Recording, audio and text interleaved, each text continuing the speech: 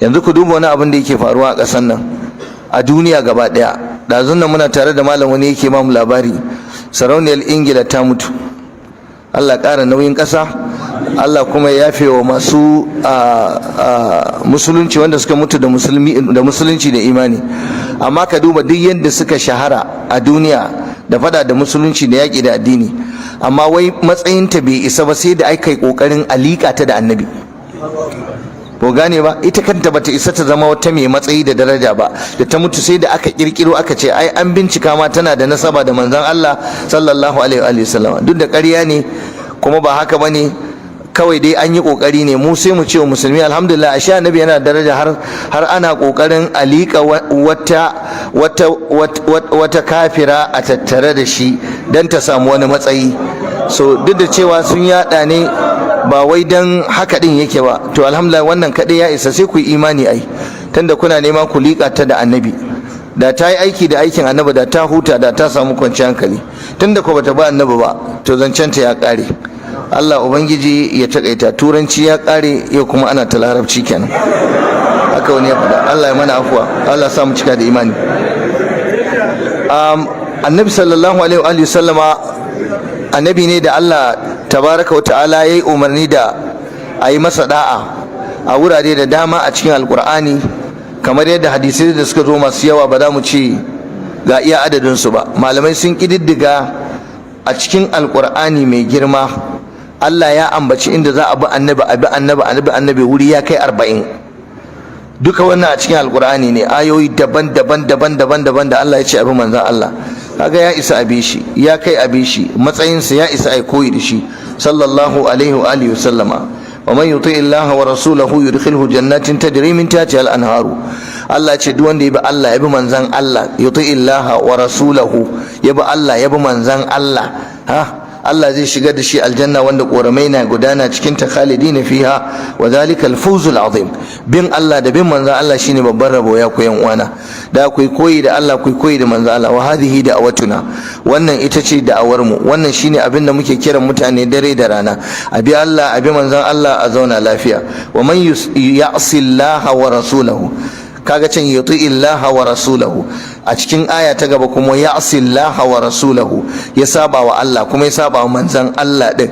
Wa yata'adda hududahu, ya ketare dokokin Allah, yudkhilhu naran, Allah zai shigar da shi wuta, khalidan fiha, yana mai kaddara madawama a ciki har abada. Wa lahu azabun muhin, yana da azaba ta wulakanci da tozarta. Allah kiyaye mu da saba wa manzon Allah sallallahu alaihi wa alihi wa sallama. Wata rana Umar ibn Khattab ya je ya tsinto takardar at-taura, a lokacin annabi yana raye. Ya ga cewa taura annabi Musa ne aka turo at-taura ko? Ya dauko ta ya duba, ya ga takardar, masha Allah abin da ke ciki. Yana murna, ya zo ga manzo Allah ya ce ga wata takarda da alheri a cikin ta, abin da take mai kyau ne, da mun rubuta. Kawai sai annabi ran sai baci. Yace alam atikum biha bayda anaqiyya, yanzu ban zo muku da wannan takarda fara tas ba, fara sol ba, ma'ana addini na ba ya zo ya shafa addinin kowa ba, shari'a ta ba ta danne ta kowa ba. Wallahi law kana Musa hayyan ma wasi'ahu illa tibai, wallahi da Musa yana raye, kaji mawqifin annabi ya ce da Musa yana raye wallahi bai isa ba sai ya bi ni. To kaga hatta annabin Allah fa, annabi ne aikake daga Allah, amma annabi yana bayani inda zai zo zamaninsa wallahi sai ya bi shi. Kai kana nan banzan bazara karan kada miya, ana cewa ka bi annabi kana bata kanka lokaci. mu nan akan abin da muka turar da iyayen mu da kakanni suna, kana zazzare baki. Idan babanka ba maguje ne sai ka zama ba maguje dan gargajiya. mu ba wanta zai raba mu da gargajiya, mu wannan sabon addini. bada al-islamu ghariban wa sayaudu ghariban fatuba lil ghuraba. Daman kullum haka ake ce, an dai an zo da sunna, an zo da shari'a, sai mu ce mutane sai an zo musu sabon abu. To haka za a yi ta faɗa, kuma haka musuluncin zai koma. Aljanna ta tabbata ga mutanen da ake cewa suna yin abu sabo. Da haka ka bi annabi ka zauna lafiya, hankalinka ya kwanta. Manzo Allah sallallahu alaihi wa sallama, Allah ya sanya sonsa da biyayya gare shi dalilin samun imani ne. Ka so annabi, ka kaunaci annabi, kai masa biyayya a cikin dukkan mu'amaloli, to wannan shine zai sa ka samu imani ingantacce. manzo Allah sallallahu alaihi wasallam ya faɗa salasun man kunna fihi, abubuwa guda uku wanda suka kasance a tattare da shi akwai su, waje da halawatal imani, to zai samu ɗanɗanon imani. na farko an yakuna Allah wa rasulahu, ya ranto Allah da manzan Allah su ya fi so saboda kowa, ahabba ilaihi mimma siwahuma, ya so Allah ya so manzan Allah sama da kowa a duk duniya. kada wani ya zama yana da wannan kujera da zai zauna a zuciyarka kana son sa sama da yadda kake son Allah, sama da yadda kake son manzon Allah sallallahu alaihi wasallam. hadisin Bukhari da Muslim. dan haka sahabbai suka buga mana misali, wallahi mutum sai zo ya samu manzon Allah ya ce fidaka abi wa ummi ya rasulullah, fansarka ya manzon Allah, zan bada babana, zan bada mahaifiyata su mutu a kashe su kai ka rayu.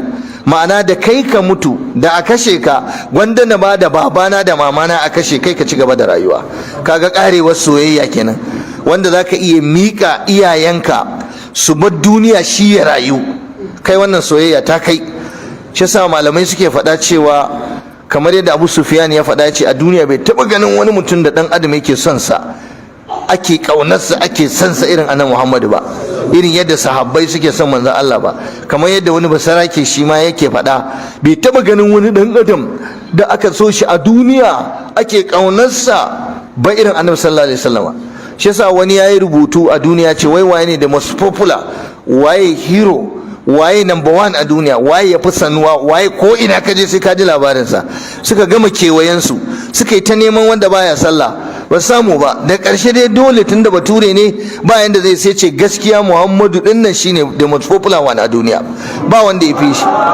amma kaga abun mamaki ana ta faɗa da addinin sa an kyabe shi sallallahu alaihi wa sallama. so